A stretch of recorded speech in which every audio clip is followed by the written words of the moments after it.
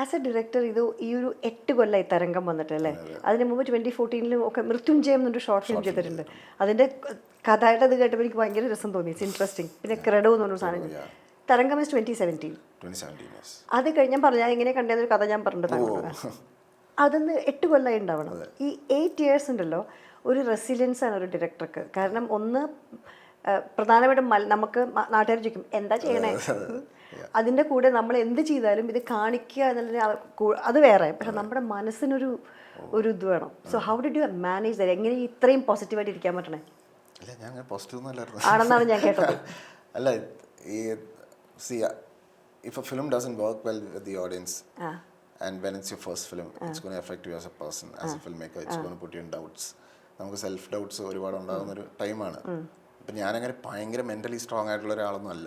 Like I think many of my friends think I M. പക്ഷെ അങ്ങനെ അല്ല. അത് എന്നെ ഭയങ്കരമായിട്ട് അഫക്റ്റ് ചെയ്തിരുന്നു ഇനീഷ്യലി.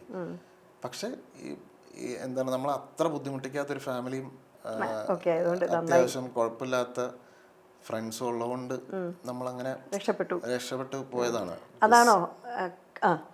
അല്ല, no, because whenever I feel down, നമ്മൾ ഇനിഷ്യലി നമ്മൾ ഫോൺ എടുത്ത് വിളിക്കുന്ന കുറച്ച് ആൾക്കാരുണ്ടാവല്ലോ, അങ്ങനെ കുറച്ച് നല്ല ആൾക്കാർ ഉള്ളതുകൊണ്ട് I mean that kept me going for a bit.